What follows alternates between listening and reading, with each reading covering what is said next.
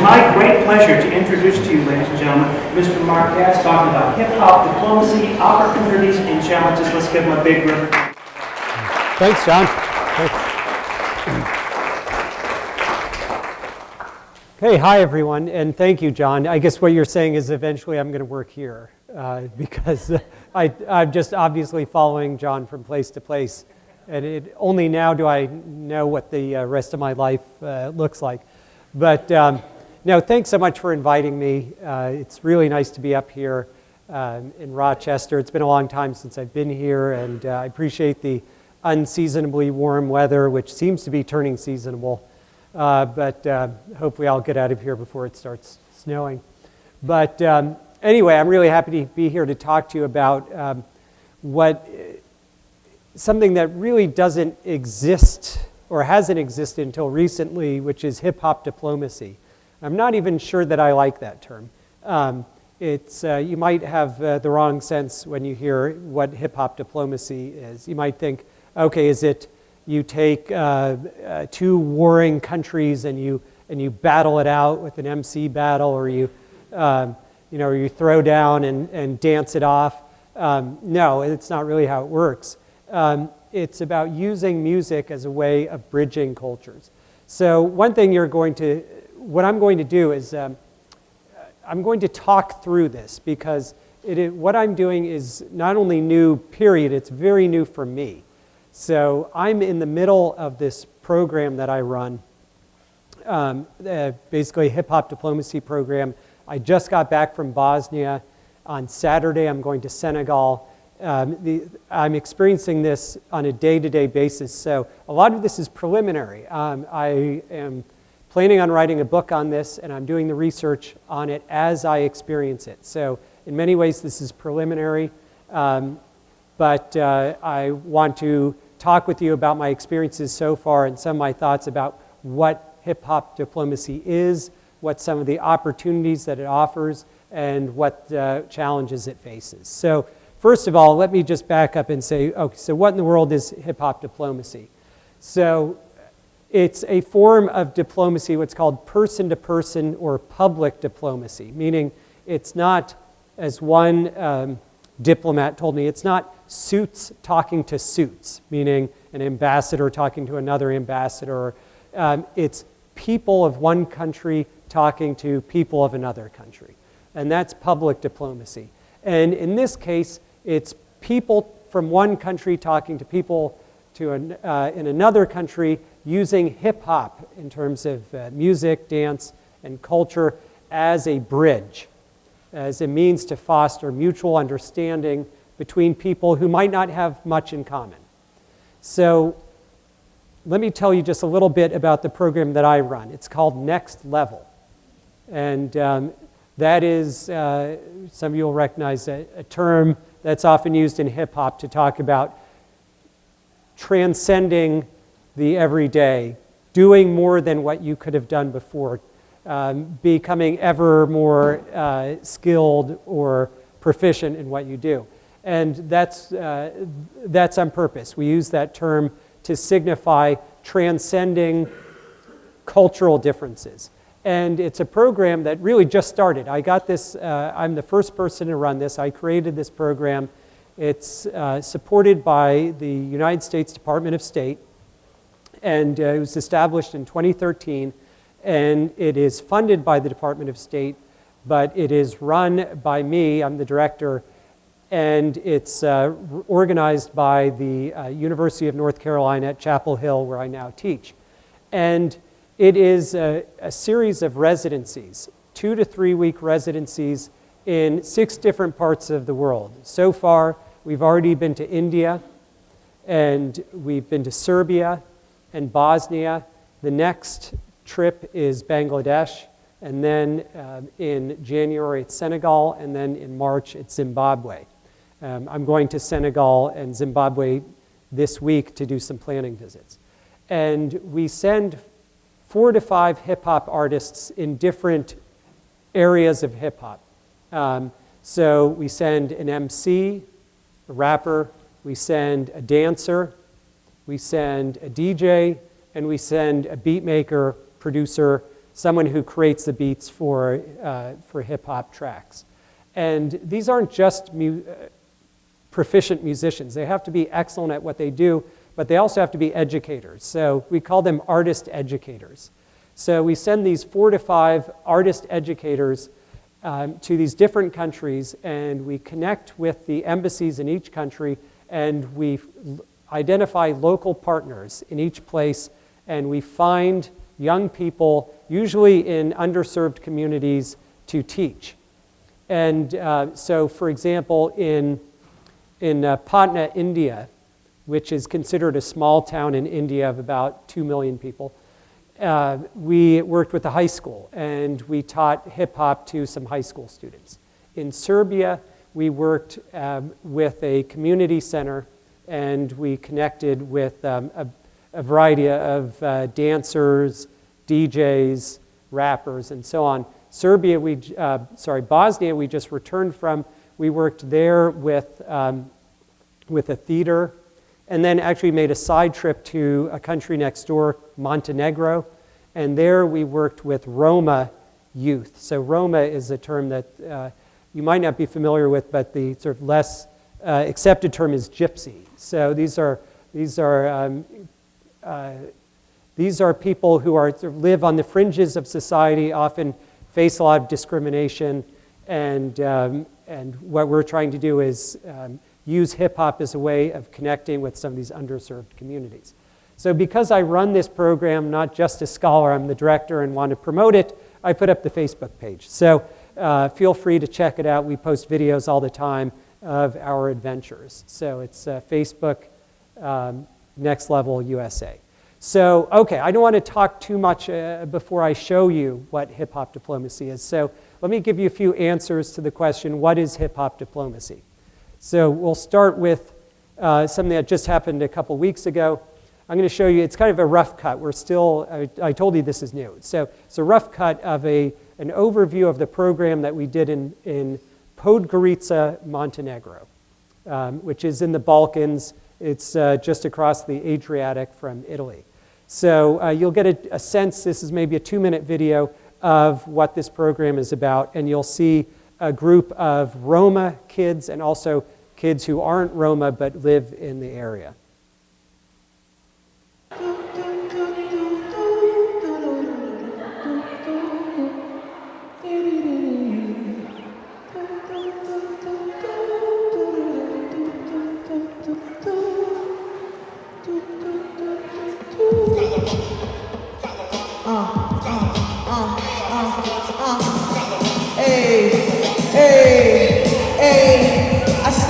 Next level said the elements crew. Here we are right now to do what we do. A mic check, check. 1, 2, 1, 2. Mic check. What, 2. So. We heard the way y'all say what's up is like this. Steiner. Is that good? That's what's up?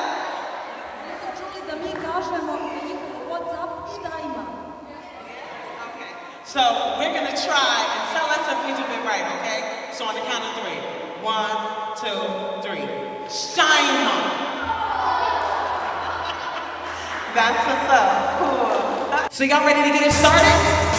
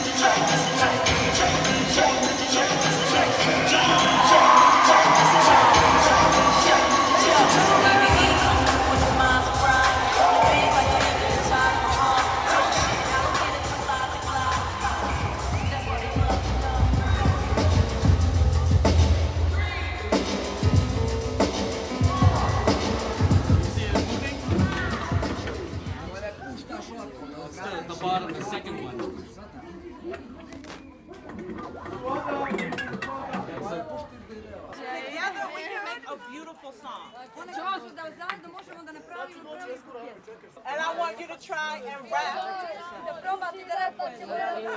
But no, listen, in Montenegro.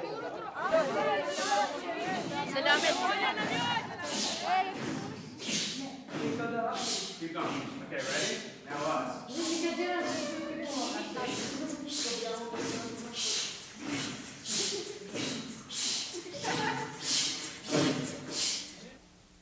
Okay, so there's just a little bit of the Montenegro residency. It was a very short one, and you could see a couple of different things going on. Demonstrations of just showcases by the American artists, some workshops where the artists' educators are teaching some of the elements, and also just a little bit of socializing as well. So let me show you another answer to what is hip-hop diplomacy. Here is pretty well-known American producer Diamond D, who produced a number of really important tracks throughout the 90s, who's one of our artist educators.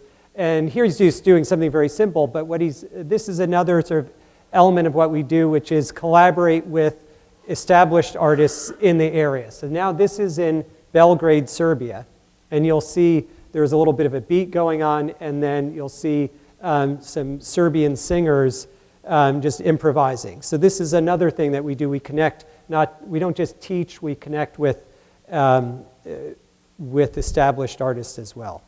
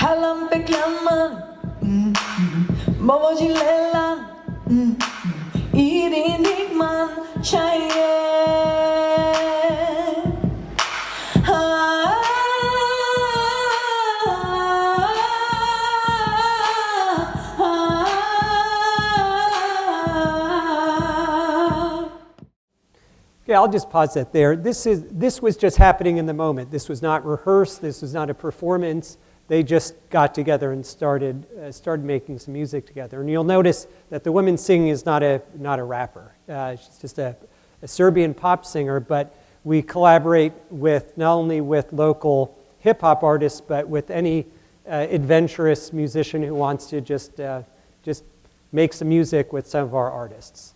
Let me give you another example of what hip-hop diplomacy could mean. This is from our India residency, and part of what the embassy wanted was for us to work with these high school kids to make these public service announcements, these PSAs, about issues of importance to the local community. So they did one on gender equality. They did one on voting, on promoting voting, and another on the environment. So our artists worked together with a videographer, and by the way, I should mention that we send a videographer to each one of these, so that's why we have these videos, to capture this, and they worked with the videographer and the artists and the kids to create these PSAs. So this is cute, charming, but also I think possibly effective PSA about the environment that the kids put together.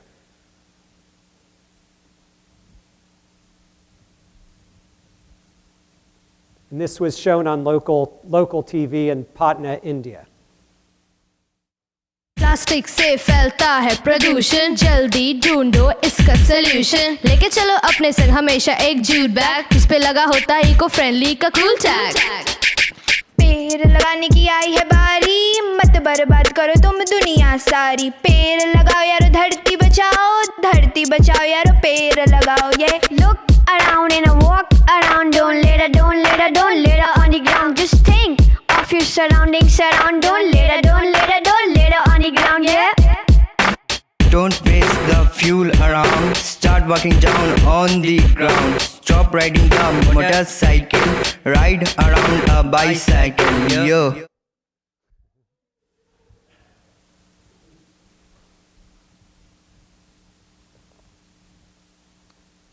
Okay, that's pretty awesome, actually, isn't it?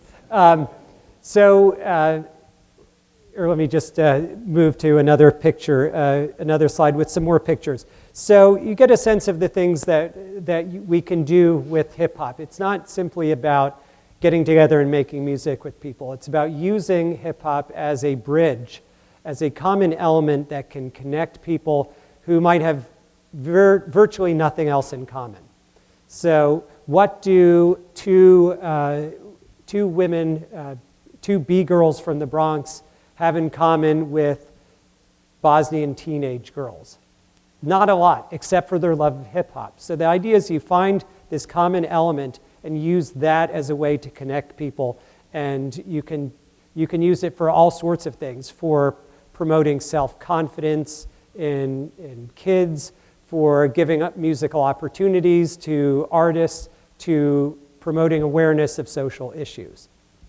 So just to reiterate what hip-hop diplomacy is, now that you've seen some examples, again, this is a form of person-to-person diplomacy. So you saw American citizens working with citizens of other countries to promote cultural understanding and to promote other agendas, whatever they might be in terms of serving the public good and so on. And I'll talk more about the various goals of hip-hop diplomacy in a moment. So let me just back up for a moment and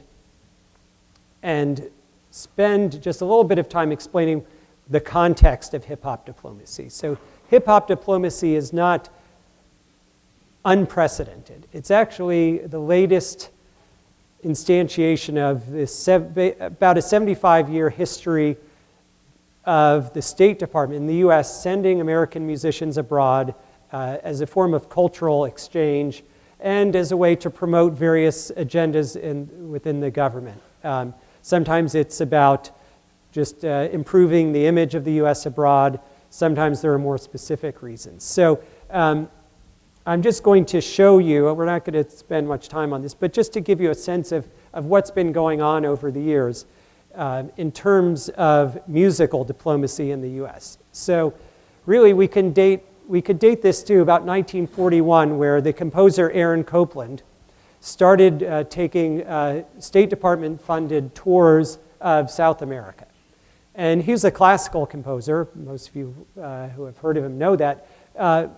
So it's interesting that it started with classical music, but fairly quickly the government realized that if you really want to connect with people, you should be connecting with them in a more populist way, and using jazz was the way they accomplished that in the 40s and 50s. So then Benny Goodman became involved as an advisor. Then in the 50s, throughout the 50s, people like Dizzy Gillespie, Dave Brubeck, Louis Armstrong, very famous jazz artists, and also a gospel quartet, the Golden Gate Quartet, went as well. And then throughout the 60s as well, this continued, sending high-profile artists, American artists around the world to promote American culture. And this was during the Cold War, so a time when there was a lot of tension between the US and especially the Soviet Union, but in a number of other places in the world. So it was about connecting with people on that personal level. Now this continues, but what's interesting is that there's a real shift in the approach in musical diplomacy from this early part to the sort of latter-day chapter in musical diplomacy. This was all about sending the most famous American artists abroad. But that changed, and there are a number of reasons why. One is that some are practical. It costs a lot to send the most famous people. It's not easy to get them to do what you want them to do. But also, they may be less willing just to mix it up with and spend weeks, say, working with kids, as opposed to just doing a performance here or there. And that's actually what these early trips were about. They were mostly performances and less about teaching, though there was some of that too. Now, if we fast forward, there was a bit of a gap where not much was going on, but it was really resurrected in the 90s, where the State Department started sending musicians again in greater numbers, and what became known as the Jazz Ambassadors Program. And you might know that term was used in the 50s to describe these high-profile artists. They called them jazz ambassadors. But the program wasn't called that. They actually named that program in 1997. And then in 2001, they made a shift. Someone realized that jazz was no longer really that popular. And that as important as it was, that's not the way to connect with people around the world. The way to do that was through hip-hop. And some very brave and forward-thinking person or group of people within the State Department decided to do that. And I say brave because I think a lot of you know that hip-hop, for many people, has a very bad reputation. It's violent, it's misogynistic, it's materialist, it's not really the best that the US has to offer. But if you know hip-hop, you know that that's just a very small segment of hip-hop for which any of that's true. And hip-hop is in fact a very positive, or can be an extremely positive force in people's lives, can be wholesome, can be educational, can touch people, and can teach people in very profound ways. So I'm really happy that the State Department recognized that the rest of the iceberg of hip-hop, not just the tip that people know about from TV and the media. And they started sending people out. Just at first, one artist would go out, and the first artist was actually Tony Blackman, who is a Brooklyn-based MC, and I'm proud to say that she's one of the next level artists as well. She's going with us to Senegal. And then but it wasn't just hip-hop. Then in 2006, the State Department established Rhythm Road, which then became American Music Abroad, and that sent all types of pop music artists. Could be fiddle players, it could be country singers, it could be hip-hop artists, it could be heavy metal bands. And that continues, and that is a tour. It's less about teaching and more of a tour, but it has educational components as well. And then there was Dance Motion USA, which is similar, but it's for dance troupes. And then One Beat, which was just established a couple years ago, is sort of the flip side of what I'm doing. It brings pop musicians from around the world to the US to do tours. So that's another way of doing sort of popular music diplomacy. And then in 2013, the State Department establishes Next Level, which is the program that I run. I'm happy to say in September, which was not that long ago, it was renewed for another 2 years. So I'm going to be doing this until at least 2016. So there, in a sense, is just a quick snapshot of American musical diplomacy in the US and how it's changed over the years. So let's return to hip-hop diplomacy.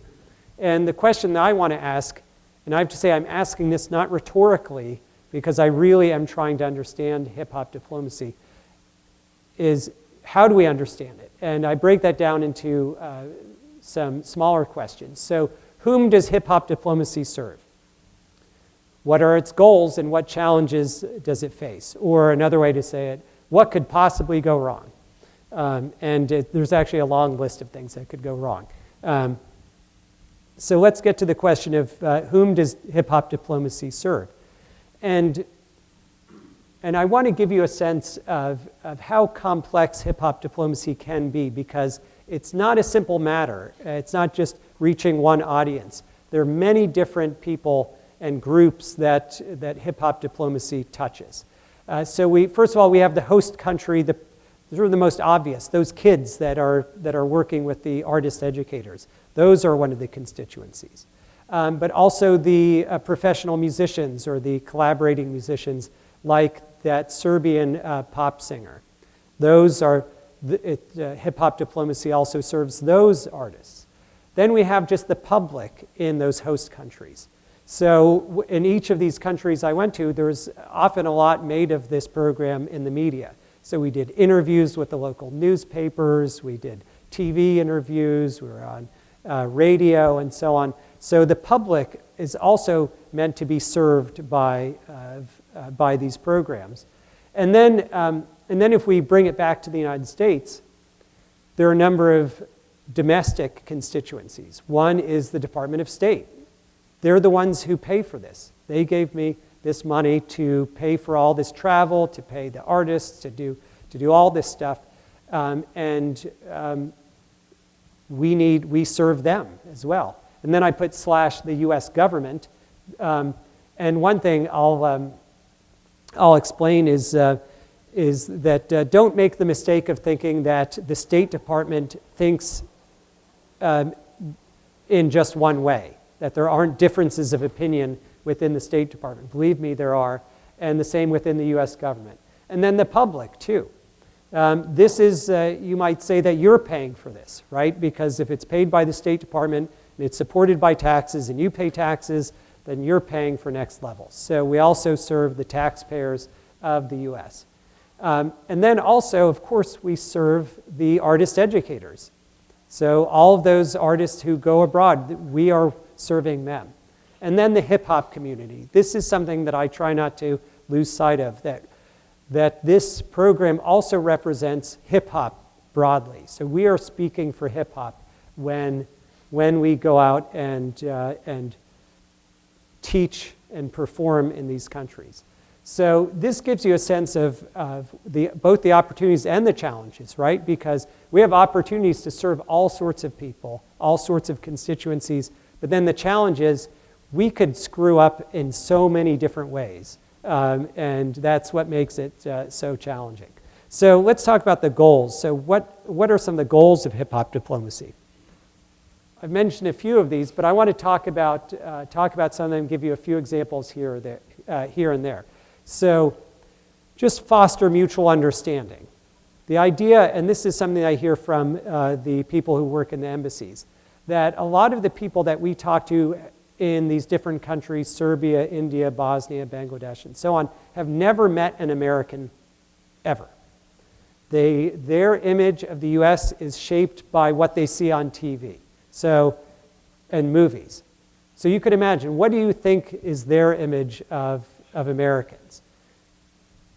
They imagine that we all carry guns, that we are incredibly rich, that we're, I don't know, loud and obnoxious, and of course all that's true, right? But not for everyone. I mean, this is a big country. I mean, this room is not, there's no one type of person in this room, but it's very easy when you've never met an actual American to have preconceived notions of what they're like. Then also just extending the reach of traditional diplomacy. It turns out that you can only do so much by having usually men in suits talk to each other about the problems of their country.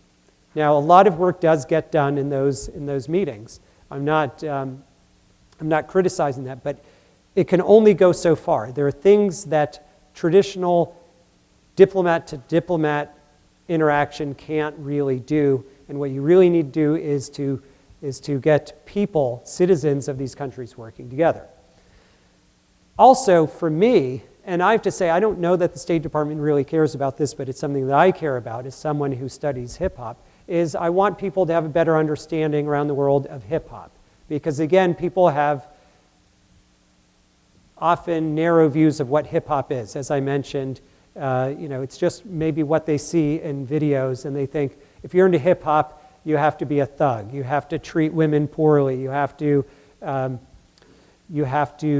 value material goods over spirituality. But in fact, that's not true for the artists that I work with. They are deeply thoughtful, committed, humble, often very spiritual people who just have found their path in life through music.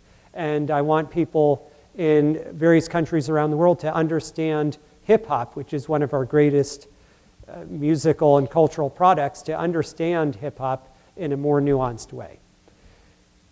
And then also, we want to serve and empower populations within these countries that have been either disempowered or underserved. Turns out, as you could imagine, women and girls are often underserved in, well, just about everywhere, right? So in India, you may be aware of just the horrific violence, sexual violence that's been taking place, horrible gang rapes and sort of the publicity about it, and just the brazenness of some of these attacks has been, just truly shocking. So part of what we're doing in India was on a very small level. We're not trying to be arrogant and save India. I mean, that would be the height of arrogance. But to do our little part in helping talk about some of these difficult issues. So I'll just give you one example that was really interesting. So we have our dancer who went to India had a class of students, boys and girls, high school boys and girls, and they would sit down and talk about gender equality. And as you might imagine, these boys said, of course we value women and girls, and we think they should have equal rights and so on. But then when it came to forming the cipher, some of you may know that term, but it's a circle in which it actually goes for all sorts of aspects of hip hop, but in dance, it's where you form a circle, and then someone will go into the center, dance, move back out, someone else will come back in. It's a way of, it's a form of call and response, it's a form of sharing, it's a form of competition, it's a whole musical and physical discourse. But when they would have these ciphers and the kids would go in them, the boys dominated. And they sort of, without realizing it, they were kind of blocking the girls and not giving them much space, and the girls would hang back. And so she used this, our dance instructor, Ansley Jones, and she would say, wait, are you seeing what's going on here? You talk about gender equality, but you're not living it. And for them, that was kind of a revelation. They were called out on something that they thought they didn't do. So these are very small examples. That's not going to save the world. It's not going to stop gender violence in India, but it's doing something to promote discussion and awareness of some of these issues. Now, another thing that this does is that it provides opportunities for hip-hop artists here. Again, I'm not sure that this is, I'm sure that this is not the State Department's agenda to employ hip-hop artists. That's not, I think that's great. They may think that's fine, but it is actually part of my agenda, because as a scholar who has benefited from the hip-hop community, I've gotten tenure and promoted because of the hip-hop community, because I wrote a book about hip-hop. So I feel an obligation to pay back the community that has served me. And it turns out that this is a real boon to the careers and lives of these hip-hop artists. One of the artists was telling me that she had been living in her car for a while because she couldn't pay her bills.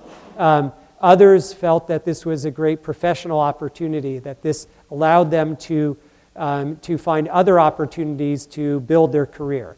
We do things like we have the videographer do short promotional videos of each of the artists alone, so that they can take that home with them and send that to promoters, to potential artists, to show them off professionally. So this is also meant to serve the hip-hop community. And one thing I'll say, I know this is being recorded, so this might be a little subversive, but I do like the idea of this sort of distribution of wealth towards hip-hop artists. So I'm sending taxpayer dollars into the hands of hip-hop artists. So, and I think that's a good thing because they are serving their country, and doing it in a great way. Briefly, I could talk about other things, modeling strength through diversity. What's interesting, when we were in Bosnia, without even saying anything, we were, in a sense, teaching a lesson about diversity. So we had five artists. 2 were Latina, so women. We had 1 African American woman. We had 1 Filipino American man and 1 Caucasian man. So just the fact that this very diverse group was interacting so well with each other was greater than the sum of its parts, sent a message to the young people in which there was a lot of discrimination among people of color and other marginalized communities. So just showing that, and also showing what America looks like. One thing I'll say is that I actually worked really hard in selecting the artists, not just to select the best artists and best educators, but to make sure that it represented the diversity of this country. So every one of these groups has 1, 2, or 3 women in it. We have actually the minority in terms of race is white. It's more like Latino, Latina, African American, Asian American, and it's a mix. So we want these groups to look like America and to look like hip hop. We're also trying to show that hip hop is very diverse. And then also, these might seem somewhat remote, but promoting conflict resolution. I mean, think about that. How would hip hop promote conflict resolution? Well, think of the cipher, where you might think of an MC cipher, where you have a circle of young men and women who go into the circle and will freestyle, they'll rap, and then someone will come up and maybe respond to them.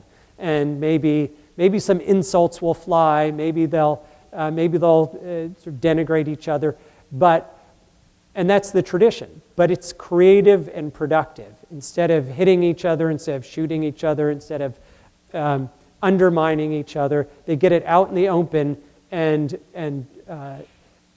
deal with conflict that way. So a lot of what we do is not lessons in how not to kill each other, and not moralistic sermons about loving thy neighbor, but it's just showing how you can resolve conflict in creative ways and then leave those tensions behind once you've done that. And then also encourage entrepreneurship. This again, you might wonder how that works, but hip hop, you may know, or if you don't know the history of hip hop, it was started by people your age and younger, who were really entrepreneurs who created what is now this billion-dollar industry. And they did that without formal training. They did that without being told what to do by adults. They made this industry, they made careers for themselves, they figured out how to do it.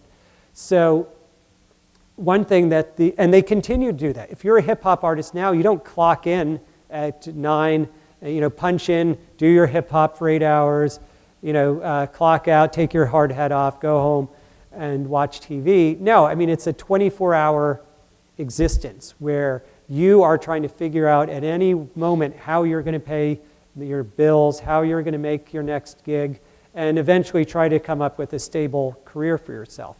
And so the artists that we send know how to do that. And so they communicate those kinds of things like how to promote yourself, how to act professionally, how to network. And it's interesting, that turns out to be one of the main reasons that a lot of the embassies like to bring hip hop, because think of Serbia. I don't know if you ever think of Serbia, but Serbia does not have a capitalist tradition. It was communist. There was the dictator Tito, who was a sort of more or less benevolent dictator who made sure that everyone had a decent job and could take a vacation and so on. And there isn't a tradition of, for lack of a better word, hustling and making things work on your own. Now that era is over and people find themselves at a loss, how do I create a job for myself? How do I create a career? The embassy officials tell us that that's one of the important messages that they think our groups can can send, which is you don't have to wait for someone to give you money. You don't have to wait for someone to create a job for you. You can do it yourself. Okay, so lots of great possibilities, many laudable goals, right? So what could possibly go wrong? This is a little dramatic here. So far yet, we have not had exploding cars or anything like that. But it turns out that a lot of things could go wrong. And so here's some things that could go wrong. And I want to think about some of these things. Cultural imperialism.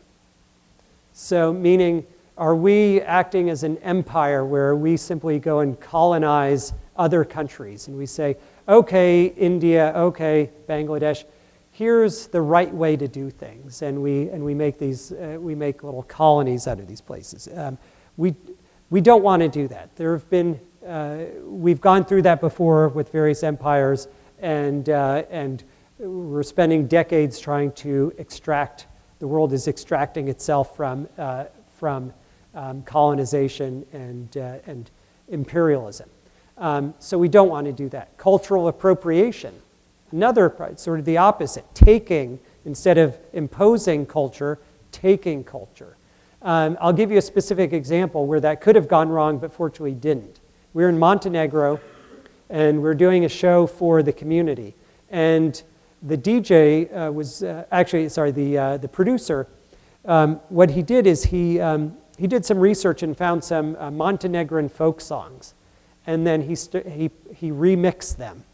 And he added beats, he added break beats and sort of funked them up, you know. And he was nervous about it. How are they going to react? One possibility is someone would say, whoa, you have no idea. You just took a sacred song that we sing at church about our love of God and then added this horrible beat and just,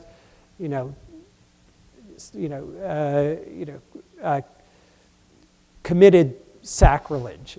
So because also he didn't know what the people were saying. So it was a little bit of risk. Instead, fortunately, what happened is they heard the songs that they recognized, they started cheering, and then when the beats came on, they went wild. So they loved it. But you have to be sensitive. You don't know what's going to work and what's not going to work.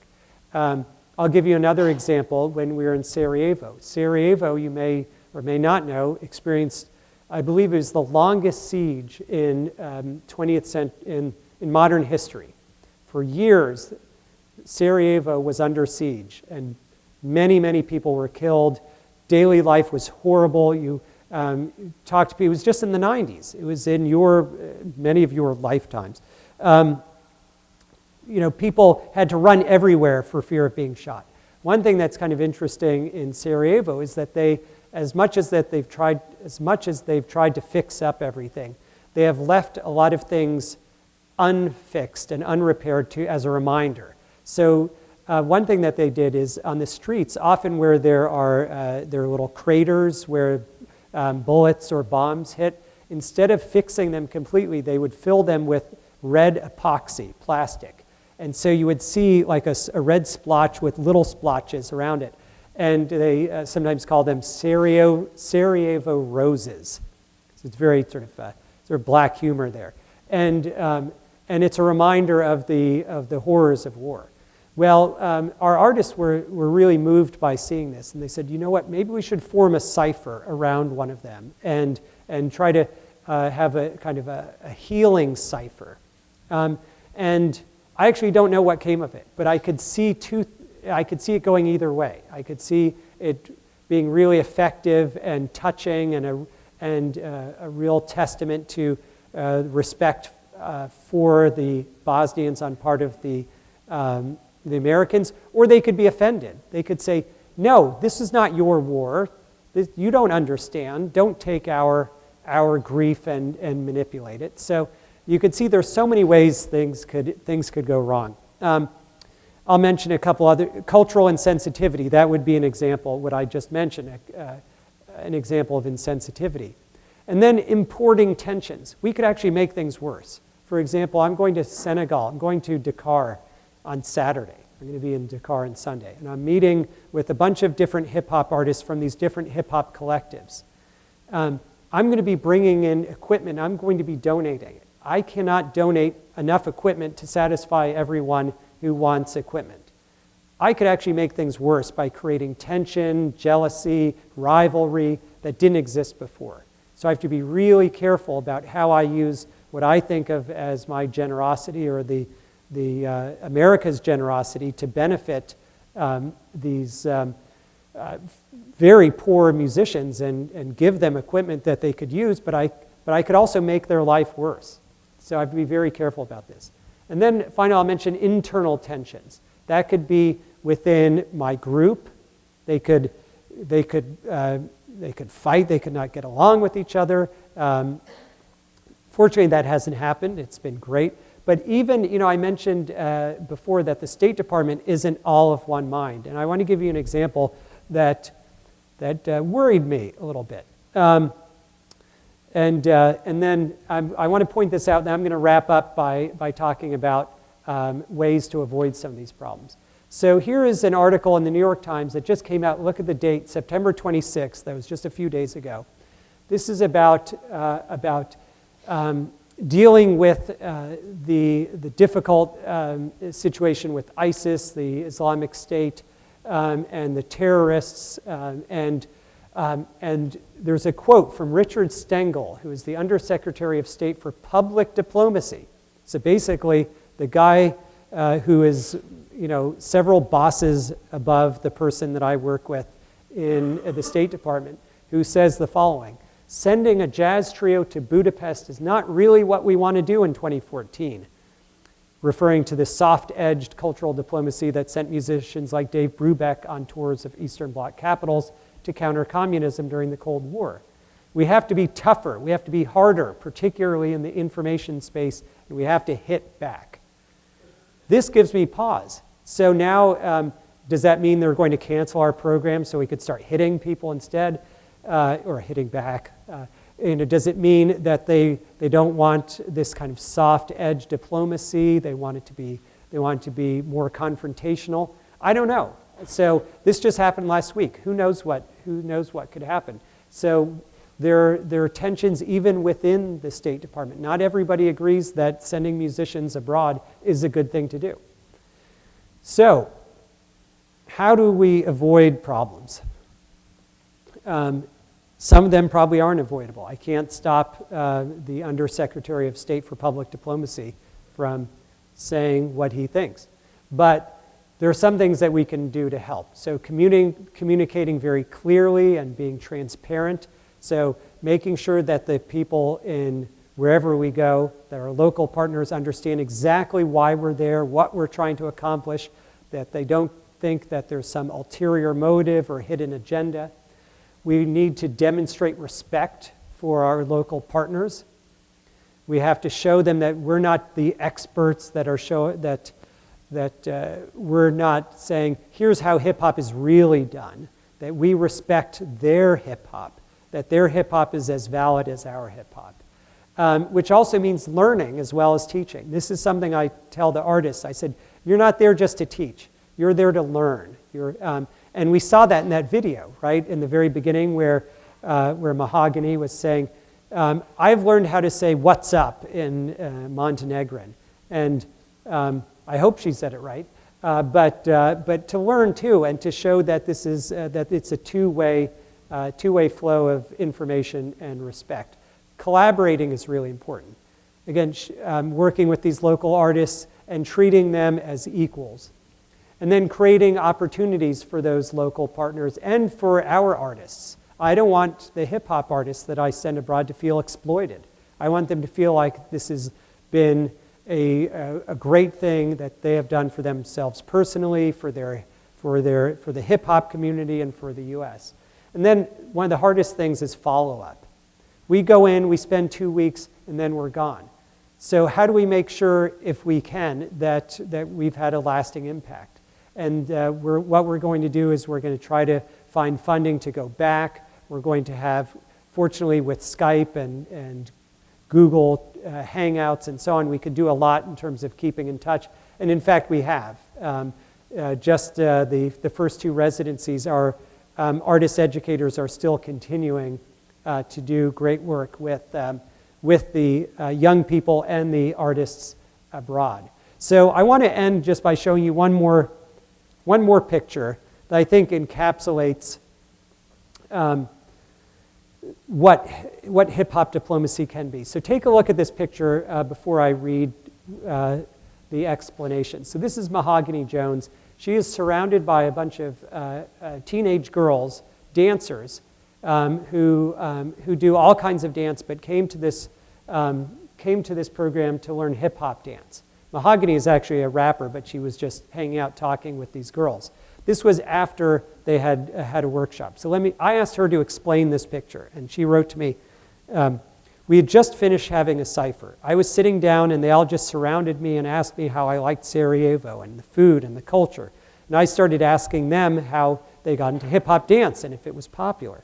They shared with me how it isn't as popular, and I was commending them on being brave enough to express themselves in a way that's not popularly accepted or embraced, and how they are probably role models for their younger siblings and friends. Then she continued, we would have kept on, but the van was leaving me, so I had to dip. She had to take off. It was one of the sweetest moments of my trip. So in a sense, this, as much as anything, captures what hip-hop diplomacy is. It's obviously about music and about connecting through music, but it's also what happens in between the music, after the music, during the music. It's about connecting with people on this personal level, being in a circle, just sitting down with someone from another culture and sharing experiences. But also this points up the challenges too, right? She had to leave. She couldn't stay there. So how do you make sure that this is impactful? How do you do the most good in the time that you have? So I just want to leave it there and say that this is a work in progress. I'm still trying to figure out how to do this and how to do it well. And I'd be happy to hear your thoughts and answer any questions that I can. So thanks.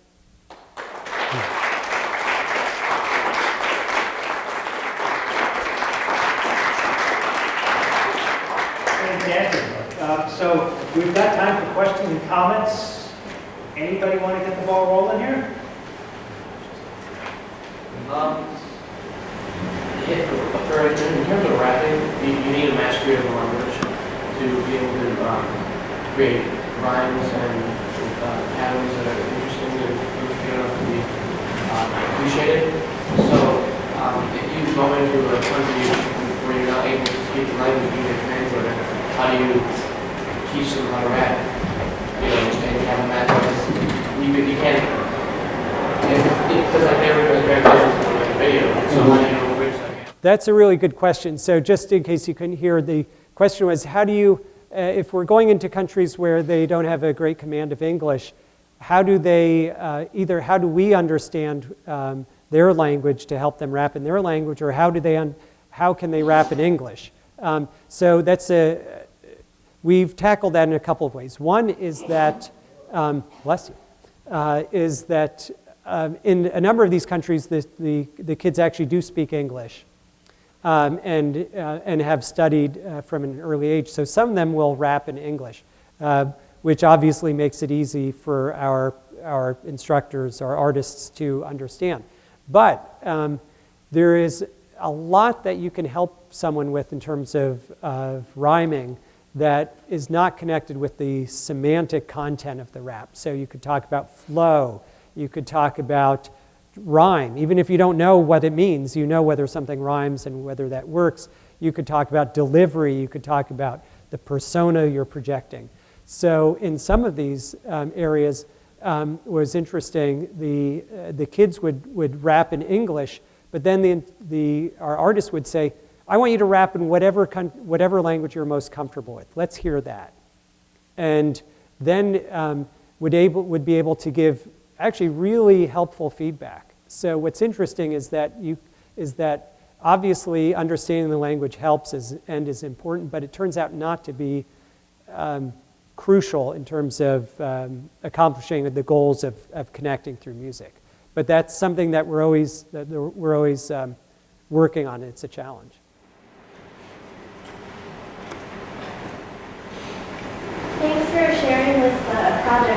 It's really exciting. What have your artist educators told you about what they're taking away from this project? And I'm particularly interested if they've incorporated musical or dance elements from the countries that they visited into their work back in the United States. Okay, good. Let me just paraphrase that. So, when I talk to the artists, what do they say is in it for them, or why do they want to do it? And then, do they bring some of this the music that they experience in these countries back home? One thing I should tell you is that I'm treating this also as a research project, as a scholarly project, and I interview all the artists and ask them why they're doing it. And a lot of them, there are a number of reasons. One is they want to see the world. This is a great way for them to expand their horizons. Another is that this is just for the employment opportunities because we pay them, pretty well. Another is for the career development. They can use this as a way to generate other opportunities. Another is for the respectability that comes with working at this level. So a lot of them, it's funny, you think, hip-hop artists aren't worried about what their parents think, right? But they say, finally, my mom is proud of something I've done. Because they say, I'm serving the country, I'm serving our country, and I'm doing something. And some of them are, you might think, the whole, fight the power trope within hip-hop, which is very strong and obviously legitimate. But one thing that the artists like is that they say, you know what, I could actually do something for my country that involves what I love. And that there are ways to serve my country that other than fighting and killing people or working in as a bureaucrat. And then some of them just they like the idea of expanding their musical horizons. So this is something that happened a lot with the beat makers. In India, our producer would just walk around with a recorder and just stand in one place for like an hour and just record what happened, and then he would make beats out of it. Our producer in Bosnia took a lot of the beats, the Balkan beats that he had discovered, and was bringing them back home to make mixtapes. So they do that. So there are lots of reasons that interest them in this project, and then they do incorporate. One thing that I'm so impressed about hip-hop musicians is they're not narrow at all. People might think that, but they know so much music and such a broad, vast array of music that they are not snobs. They'll take good beats wherever they find them. And if they find them in India or Bosnia, that's great because the people back home don't know those beats. So so thanks, that's a good question. So how did you personally get interested in hip-hop and this program? So I didn't actually, the question is, how did I get interested in hip-hop? I actually did not start out life as a hip-hop fan. Actually, I was born before hip-hop. So, but I didn't grow up listening to a lot of hip-hop. I remember some of the big hip-hop tracks, but I wasn't a hip-hop head. It actually was academic, interestingly enough. When I was doing my dissertation, I finished my dissertation, which was on recording technology. And then I wanted to write a book about recording technology. I wanted to update it so I could sell some books to people so it wasn't so narrow, so I could appeal to a broader audience. And one thing I always remembered, even though I wasn't a huge hip-hop fan, I always loved the sound of scratching. And I remember that from when I was younger. So I decided to do some research into scratching and into basically the transformation of a turntable, a technology for reproducing music into a musical instrument. So I ended up spending, and this was 1999, so I started doing research for years and years, and then, so what started out as an academic interest became just a passion of mine. And I've known DJs, for 10, 12, 13, 14 years by now. I'm not of the community. I'm still, a scholar looking from the outside in, but I'm deeply immersed in it. So I started out from an academic perspective, and then in my classes, one thing that I really love doing is bringing hip-hop artists into the classroom. So I would bring them in as guests. They would just do a guest class. And then I started co-teaching with them. And now I teach a DJ class with DJs, and I hire MCs to teach rap classes and beat makers to teach beat making with me. And so now I just feel deeply invested in the community and collaborating and advocating. So it's a long answer, but it's not a simple one because it's been this evolution over really the past 15 years. Given rap's origins in that they're self-initiated, just through, as you said earlier, individuals who were creating music and developing the genre, how do you balance that while still going into places and teaching them how to rap? Do you feel like that takes away from the genre? Or? Yeah, it's a good question. And that's you could apply that very broadly. Is what happens when you take hip hop, which was always self-taught, self-learned, and put it into a classroom setting? Are you killing it? Is one way. You're too nice to ask that question. But some people might think that. Are you, okay, now everybody turn to chapter 7 of How to Rap. And we're going to look at enjambment and so on. It could. There's that potential. So yes, what I found though is that in the hip hop community, the artists that I work with love coming into the classroom. They feel, in one sense, it legitimizes what they do. Again, it's sort of the hey ma, look, I'm teaching at the University of North Carolina, a place I couldn't get into. Or whatever, or never went to college, because I actually teach with a lot of artists who went to high school and didn't go beyond that. A lot of them feel very strongly about giving back by teaching others.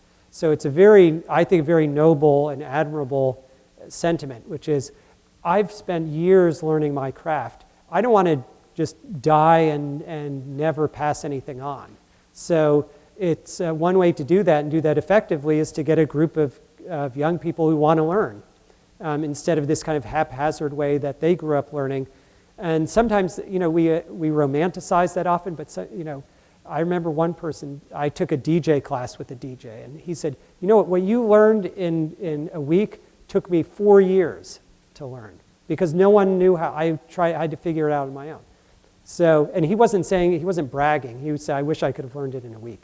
There are definite pitfalls to the academization of hip hop, but if you're sensitive, you're respectful, and you bring in actual practitioners instead of just having academics, eggheads like me telling people how it works, then I think it could. Then I think it can succeed. Let's go with one more question here. Anybody? Go. So my question is more probably based on my own foreign policy wonk side, but I'm curious, who picks what countries you go to? What are the criteria for that? A little bit also, what are the criteria for picking the social agendas you want to promote in these countries? Can you tell us anything? Yeah. So why are we going to these countries? Why are we trying to promote certain agendas? Well, and who decides? So it's a lot of collaboration. So one thing is, the way it started is that, first of all, this program was announced and it was awarded, and then the people in Washington, in the Bureau of Cultural Affairs, sent out a note to all the embassies saying, here's this new program, are you interested? So the first thing is that for these programs to succeed, you need someone at the embassy or a group of people who likes hip-hop, cares about hip-hop, thinks it's worth having. So it's just not going to succeed if they don't care and they think hip-hop is terrible and don't want to use it. So first of all, it's self-selecting in that people will come forward and say, you know what, I've been wanting to do a hip-hop program because every time I go out into the community, they say, why can't you bring hip-hop, for example? So there's that. One thing I have to say that's nice is that in the renewal, I got some say. So because I had particular reasons for that I might want to go to certain countries. Part of it having to do with the fact that I have some colleagues doing some really amazing work in those countries, and I think we can combine efforts and do some great stuff by combining hip hop and AIDS education by working with one of my colleagues. So then in terms of who decides the agenda and who you're working with, part of it is the embassy, because they do a lot of work with local communities. And there's always someone at the embassy. There's a layer of employee at any embassy that is made up of the nationals. So people who were born there and live there and are locals, so that they can interface with the community more effectively. So it often tends to be them, because they know the community activists, they know the non-governmental organizations that are raising awareness on these causes and so on. So they help with that. And then I add to that, because I don't just want the government telling me what to do. So I'll ask around, I'll say, does anybody know someone in Dakar who does hip hop? And then I get a bunch of messages, oh, you have to talk to Amadou so-and-so and Tusa so-and-so. And then I connect with them because they may have, they may be below the radar of the embassy. So it's a real collaborative effort.